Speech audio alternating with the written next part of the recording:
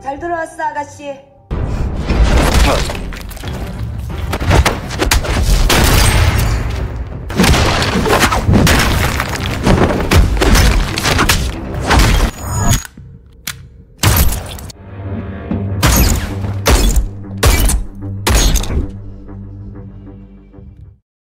Di awal film, kita akan diperlihatkan dengan sebuah foto anak-anak yang cukup memprihatinkan.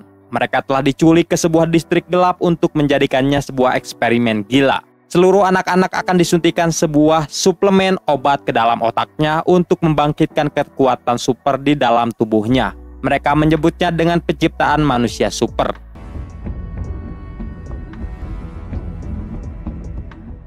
Maka dari itu, siapapun anak yang telah hidup di distrik ini sudah dipastikan akan memiliki kelebihan yang luar biasa dari manusia pada umumnya. Akan tetapi, suatu ketika salah satu anak yang berada di sana telah melakukan pemberontakan besar-besaran. Anak tersebut sengaja melakukan hal itu demi melarikan diri dari neraka ini. Pimpinan distrik pun memerintahkan seluruh pasukannya untuk segera menangkap anak itu. Pasalnya, anak kecil yang melarikan diri itu merupakan aset berharga bagi distrik, karena telah mendekati dalam kesempurnaan eksperimennya. Ia akan sangat bahaya jika dibiarkan hidup begitu saja.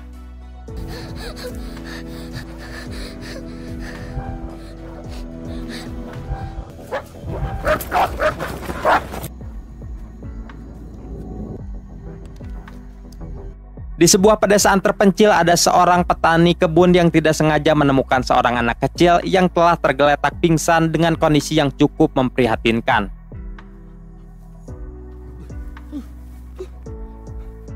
Ia pun membawa si anak kecil itu ke rumah untuk mengobatinya. Dan perkenalkanlah anak kecil itu bernama Jo-hyun. Kemudian petani itu pun memanggil seorang dokter untuk memeriksa anak yang diselamatkannya semalam. Dokter itu pun mengungkapkan bahwa anak itu mengalami amnesia akibat trauma dan adanya zat cair yang masuk ke kepalanya. Merasa iba dengan kondisinya, pasangan yang menemukan memutuskan untuk merawatnya seperti anak kandung mereka sendiri.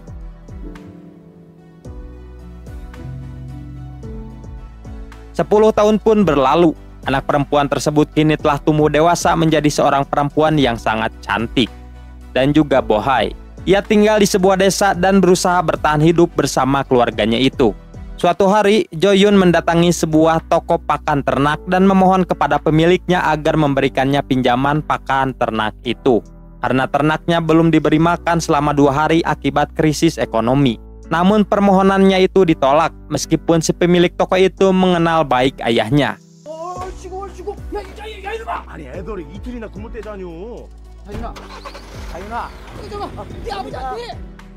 Sepulang beraktivitas, Jo-hyun pun memutuskan untuk mandi demi menyegarkan tubuhnya. Hingga ia tidak sengaja melihat ada sebuah bekas suntikan jarum di bahunya. Hal itu telah membangkitkan rasa kecurigaan terhadap dirinya sendiri. Dirinya menyadari bahwa telah menjadi seekor kelinci percobaan di dalam pembangkitan eksperimen. Di tengah rasa kecurigaannya itu, tiba-tiba saja ia merasakan sakit yang luar biasa di area kepalanya. Hal ini merupakan efek dari sebuah suntikan serum di masa lalunya yang kini telah meracuni otaknya.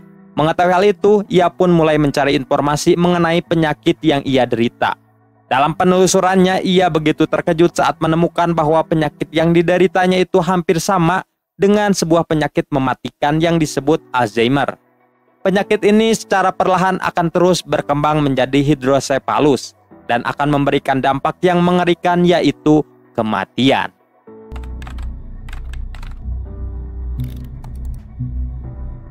Pada pagi harinya seperti biasa, Jo-hyun bersama sahabatnya yang bernama Myung tengah menunggu angkutan umum untuk pergi ke sekolah.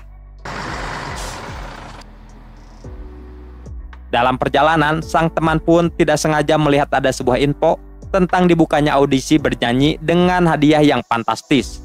Melihat hal itu, si teman pun menyarankan Jo-hyun untuk mengikuti ajang ini agar nantinya hadiah tersebut bisa dipakai untuk membantu perekonomian ayah angkatnya yang sedang kesusahan.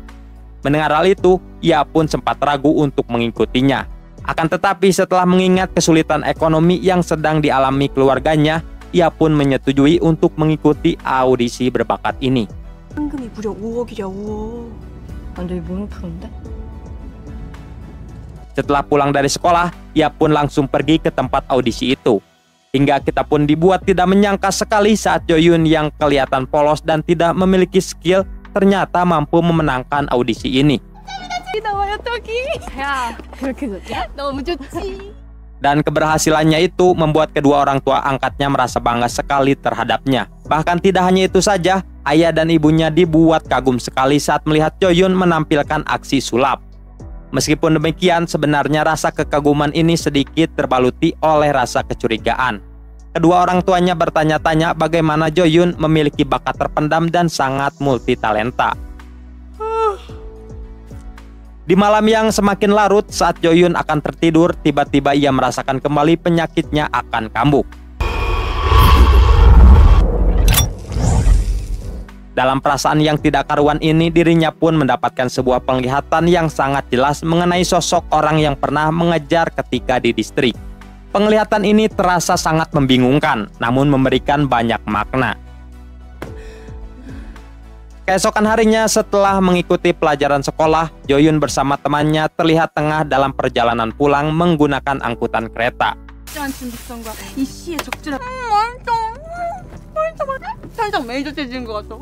Di dalam perjalanan ini, Joyun merasa cukup terganggu dengan kemunculan penumpang yang duduk di hadapannya. Si penumpang itu bertindak sok kenal kepadanya dan mengatakan apakah Joyun mengingatnya. Bukan itu saja, si penumpang itu juga malah menyebut Joyun dengan sebutan nona penyihir. Entah siapa ia ini, yang jelas perkataan barusan membuat Joyun merasa cukup risih sekaligus bingung siapakah ia sebenarnya. Dan perkenalkanlah orang tersebut, namanya Nobelman. Seorang anak yang pernah hidup yang telah menjadi eksperimen manusia super seperti Joyun. Tujuan ia jelas yaitu mendapatkan perintah dari distrik untuk mencari keberadaannya Joyun. Merasa dirinya tidak digubris, membuat Nobelman pun memutuskan untuk pergi dan akan menemuinya nanti saja.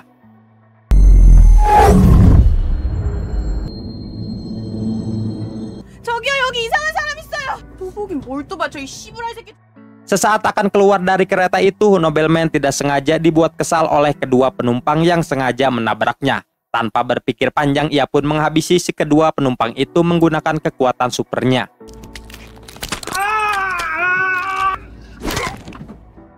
Sebuah kekuatan yang luar biasa yang mampu memberikan serangan terhadap lawannya hanya menggunakan kekuatan otaknya saja. Ini memberitahukan kepada kita seberapa bahayanya orang-orang yang telah hidup di distrik eksperimen itu. Sementara itu, di tempat distrik kita akan diperkenalkan dengan pemimpin tempat itu yang bernama Dr. Baek, bersama orang kepercayaannya yang bernama Mr. Choi. Saat ini mereka berdua telah berhasil menemukan keberadaannya si anak kecil yang telah melarikan diri 10 tahun yang lalu, yaitu Jayun.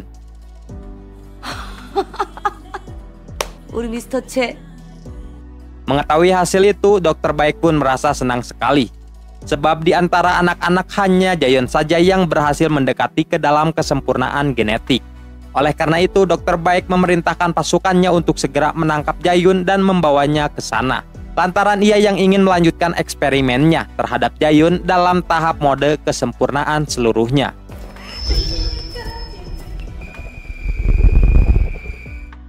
Penyakit yang diderita oleh Jayun kian memparah. Ia pun pergi ke dokter untuk mencari tahu apa penyakit yang dideritanya. Lalu dokter yang menanganinya menjelaskan bahwa penyakit yang dialami oleh Jayun merupakan sebuah penyakit yang menyerang dimensi saraf otak. Penyakit ini dapat menyebabkan kerusakan serius terhadap otak dan akhirnya akan mengarah pada kematian.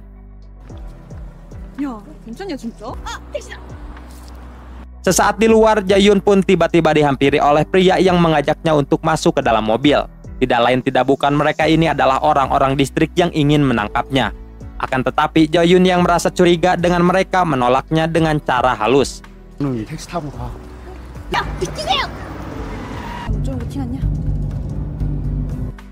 Mereka pun membiarkan Jayun pergi begitu saja demi menghindari keributan di tempat itu. Sesampainya di stasiun, Jayun pun bertemu kembali dengan Nobelman yang sedari tadi telah mengawasinya. Pertanyaan Nobelman masih sama, yaitu ingin mengingatkan Jayun tentang siapa dirinya sebenarnya. Akan tetapi sama dengan sebelumnya, Jayun masih tidak mampu mengingat dengan siapa orang yang di depannya ini.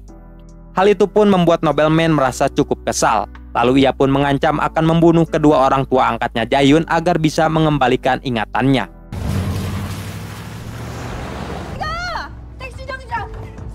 Mendengar ancaman itu, dengan cepat Jayun pun menelpon kepolisian terdekat untuk melindungi keselamatan ayah dan ibunya yang sedang dalam bahaya. Dan untung saja berbeda dengan polisi kita, polisi di sana langsung sigap ke TKP untuk menjalankan perlindungan ini.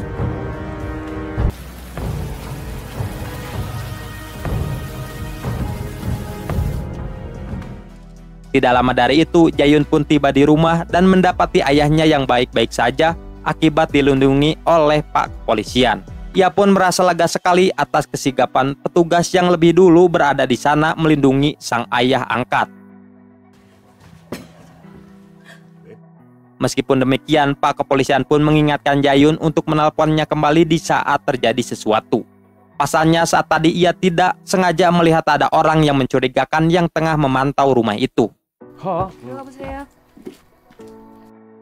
Di tempat yang berbeda, Dr. Baik bersama Mr. Choi malah tengah berdebat mengenai langkah terbaik dalam melanjutkan eksperimen mereka. Dr. Baik bersikeras ingin membawa Jayun ke tempat itu agar bisa diteliti lebih lanjut untuk tahap pengembangan eksperimennya. Sedangkan Mr. Choi malah menginginkan Jayun untuk dimusnahkan saja karena akan terlalu berbahaya jika dibiarkan hidup. Dan perdebatan ini membuat mereka sedikit renggang dan akan bergerak masing-masing.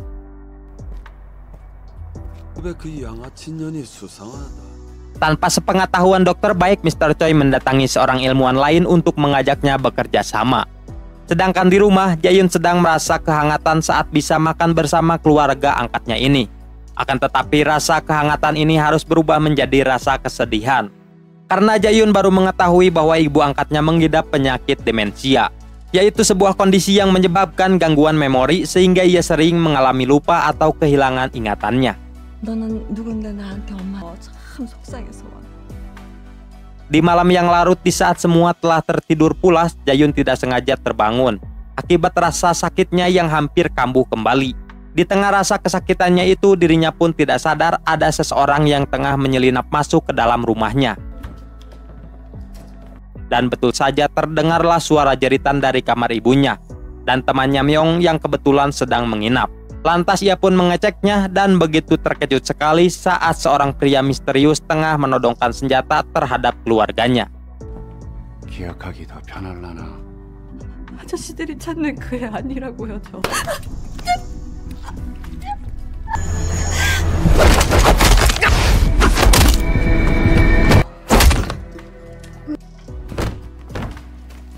Kebrutalannya dalam menghabisi mereka membuat nobleman yang melihatnya dari kejauhan merasa kagum. Kini akhirnya telah sepenuhnya yakin memang benar Jayun merupakan si anak kecil yang melarikan diri di 10 tahun yang lalu. Ia pun langsung merencanakan sesuatu untuk menangkapnya. Sedangkan Myong sendiri tengah merasa begitu syok sekali dengan apa yang telah terjadi barusan. Ia bertanya-tanya siapakah Jayun sebenarnya. Terlintas dalam benak pikirannya kalau Jayun bukanlah manusia biasa. Walaupun begitu, ia tidak akan memperdulikannya dan akan tetap menganggap Jayun adalah sahabatnya. Tidak lama dari itu, nobleman pun akhirnya muncul juga ke hadapan mereka. Ia memaksa Jayun untuk mengikutinya pergi kembali ke distrik.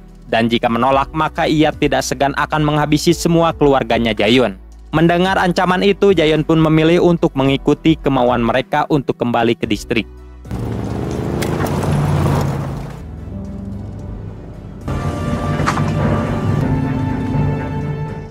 Sesampainya di sana, ia langsung disekap dan dimasukkan ke dalam sebuah ruangan bedah laboratorium. Dr. Baik merasa sangat senang sekali karena orang yang selama ini ia cari-cari akhirnya berhasil ditangkap juga. Akan tetapi rasa kesenangannya hanya muncul sesaat saja lantaran Jayun yang tidak mengenalinya. Semua itu disebabkan oleh tragedi masa lalu yang mengakibatkan hilang ingatan hingga sekarang. 기억이 없다 그랬지? Mengetahui hal itu, Dr. Baik pun menyuntikkan sebuah serum penawar ciptaannya yang dapat membantu mengembalikan ingatannya Jayun. Dan dalam beberapa detik saja serum penawar ini cukup cepat menyatu ke dalam tubuhnya Jayun. Hal itu menjadikan tubuhnya akan memiliki kemampuan imun terhadap serangan apapun, bahkan sekalipun terluka parah.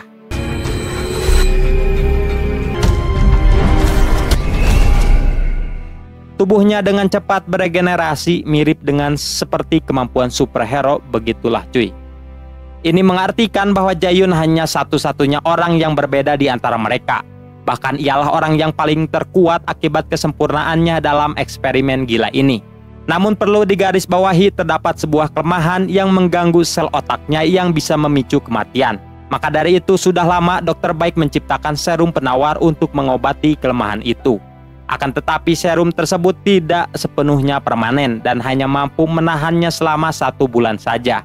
니들 세대 실험은 꽤 성공적이었어. 근데 이게 막상 실험이 딱 Dan dari suntikan penawar itu akan mampu mengaktifkan kembali kekuatan yang dimiliki oleh Jae-yun. Dalam penjelasan barusan, Dr. Baek dan Nobelman dibuat merasa merinding saat Jae-yun yang ujuk-ujuk tertawa. 기대 이상이네. 뭐래니? Mereka berdua bertanya ada apa dengannya. Lalu terungkaplah sebuah fakta mengejutkan di sini. Sebenarnya selama ini Jae-yun hanyalah berpura-pura saja hilang ingatan. Ia sengaja melakukan hal itu agar distrik tetap mencarinya. Yang nantinya saat berhasil ditangkap Dr. Baek akan memberikan serum penawar ini untuk menyembuhkannya. Sebab jika ia tidak berpura-pura hilang ingatan, otomatis Dr. Baek tidak akan membuatkan serum tersebut yang membuatnya akan mati. Langkah pertama yang ia lakukan adalah dengan mendaftarkan diri ke audisi berbakat. Dan dari penampilannya di tempat itu membuat distrik akhirnya mengetahui dengan keberadaannya dan ingin menangkapnya. Semua ini merupakan rencananya Jae-yun yang sepenuhnya berjalan sempurna. Ia berencana ingin memusnahkan distrik ini yang telah membuat banyak anak-anak terjerumus ke dalam penderitaan.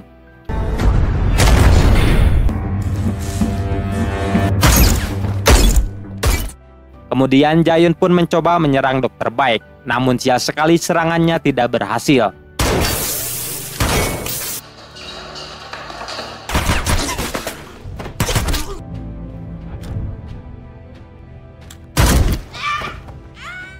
Di tengah kekacauan itu, Jae-yun pun masuk ke dalam ruangan eksperimen untuk mengambil semua serum penawar itu. Namun sayang sekali Nobelman beserta pasukannya ikut masuk juga untuk menghentikan dirinya. Bertepatan dengan itu, Mr. Choi muncul ke tempat ini juga yang ingin merebut Jae-yun dan ingin membunuhnya. Rupanya alasan ia ingin membunuh Jae-yun karena ingin mengambil sel genetiknya untuk menyembuhkan penyakit kulit langka yang diidapnya. Dan disinilah terjadi pertarungan saudara akibat distrik telah menganggap Mr. Choi sebagai seorang pengkhianat.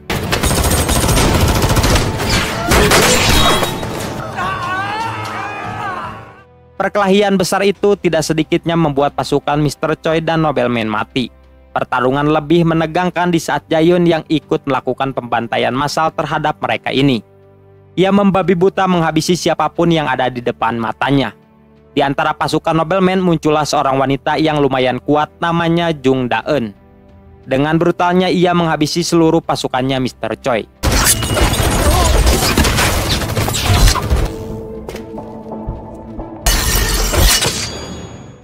Secara bersamaan, Jae-yun telah berhasil mengejar Dr. Baek dan melumpuhkannya. Ia pun mengancam akan melenyapkannya di tempat ini. Akan tetapi sial sekali muncullah Nobelman yang langsung menyerang Jae-yun.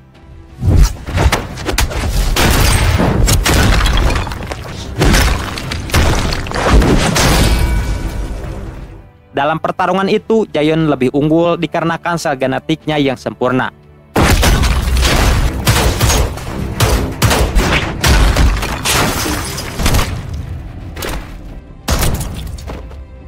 Di tengah hal itu, muncullah Da-eun yang ingin membantu Nobelman. Akan tetapi mereka berdua tidak sadar orang yang dilawannya sangat jauh dari mereka.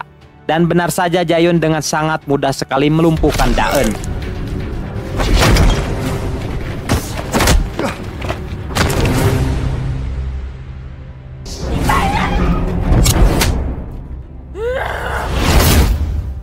Nobelman begitu marah sekali atas terbunuhnya Da-eun. Ia pun lalu melancarkan kembali serangan dan berusaha ingin membunuh Jae-yun. Tapi apalah daya, Jae-yun terlalu kuat untuk dikalahkannya. Bahkan kekuatan pengendalian otaknya tidak mempan bagi Jae-yun. Sebab kekuatan Jae-yun lebih unggul dibandingkan dirinya. Dan di saat itulah Jae-yun tidak akan ragu lagi untuk mengakhiri semua ini. Dan ia pun langsung menembak Nobelman untuk membunuhnya. Kembali ke Jae-yun lagi yang tengah mengambil semua serum penawar milik Dr. Baek. Setelah itu ia pun membocorkan sebuah gas untuk menghancurkan tempat ini dan membinasakan orang-orang yang tersisa di dalamnya. Kemudian Jayon pun pergi ke rumah sakit untuk menjenguk ibunya yang kini kondisinya kian memburuk. Sesampainya di sana ia pun memberikan sebuah serum penawar tadi untuk menyembuhkan ibunya. Sang ayah melihat hal itu begitu terkejut melihat anaknya ini yang penuh berlumuran darah. Sampai akhirnya sang ayah pun telah sepenuhnya tersadar memang benar Jayon bukanlah manusia biasa.